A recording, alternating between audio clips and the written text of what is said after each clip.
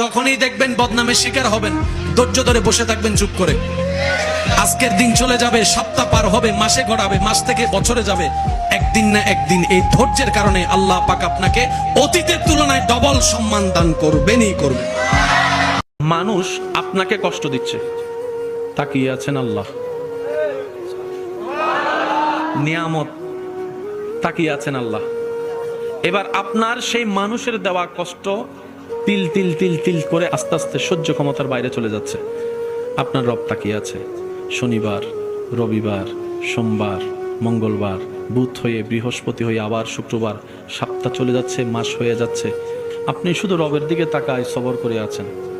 রবের যেই দিন ইচ্ছা হবে, রব ফেরেশতাকে বলবে, কিরে আমার বান্দাকে মাসের পর মাস, বছরের পর বছর কষ্ট দিচ্ছে, সেইভাবে ধৈর্য ধরে সহ্য করে আছে কেন? ফেরেশতা বলবে, আল্লাহ তোমার হুকুমের অপেক্ষায় বসে আছে, তোমার হুকুমের অপেক্ষায় বসে আছে। সে তোমাকে সন্তুষ্টি করার জন্য মুখ থাকার পরও গালির পরিবর্তে গালি দিচ্ছে না। আল্লাহ সে তোমাকে রাজি করার জন্য মারের পরিবর্তে মার দিচ্ছে না। সে দুনিয়ার মানুষ সৃষ্টি তাকে কষ্ট দিচ্ছে, সে তোমার সৃষ্টিকে ভালোবাসা দিয়ে যাচ্ছে, মায়া দিয়ে যাচ্ছে, সেবা দিয়ে যাচ্ছে। রব্বুল আলামিন বলবে, আমার বান্দা আমার হুকুমের অপেক্ষায় বসে আছে, আমার বান্দা আমার সন্তুষ্টির অপেক্ষায় বসে আছে। এত কষ্ট সহ্য করছে, বুক ফেটে যাচ্ছে, চোখের পানি পড়ছে, তারপরও সে ধৈর্য ধরে আছে। ইন্নাল্লাহা মা'আস সাবিরিন। ফেরেশতা জেনে রাখো, আজকে থেকে আমি আল্লাহ আমার এই বান্দার সাথে আছি। তার ধৈর্য ধরাটা, অপেক্ষা করাটা আমি রবের পছন্দ হয়েছে। সুবহানাল্লাহ।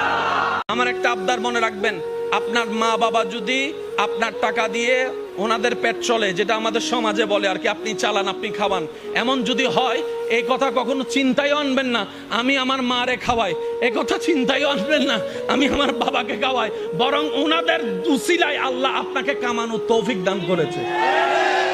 মনে রাখবেন, মা বাবার জন্য প্রতি মাসে আপনার সামর্থ্য অনুযায়ী কিছু খরচ রেখে দিবেন। জোরে জোরে জোরে। প্রত্যেক মাসে সন্তানের পক্ষ থেকে মার জন্য একটা আলাদা হাদিয়া দিবেন, বাবার জন্য একটা আলাদা হাদিয়া দিবেন। ওনাদের যেন চাইতে না হয়, বুক ফুলায় কাজ করেন। মার জন্য দেন, বাবার জন্য দেন। ঘরে বউ থাকলে বউকে বলেন, ও বউ, তোমার মা বাবা রেখে আসছো, আরেক মা বাবা এখানে আছে, আমি আমার জন্মদাতা মা বাবারও খেয়াল রাখবো। ওই মা বাবার কারণে যে তোমাকে পেয়েছি, ওই মা বাবারও খেয়াল রাখার চেষ্টা করব।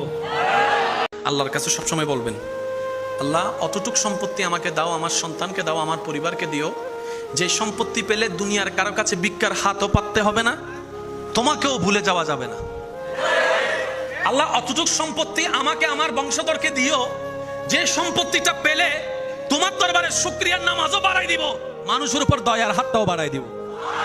আল্লাহ আমাকে, আমার পরিবারকে অতটুক সম্পত্তি দিও না, যে সম্পত্তিটা পেলে তোমাকে ভুলে যাব, তোমার নবীকে ভুলে যাব, ইবাদতের কথা ভুলে যাব, অহংকারী হব, হিংসুক হব।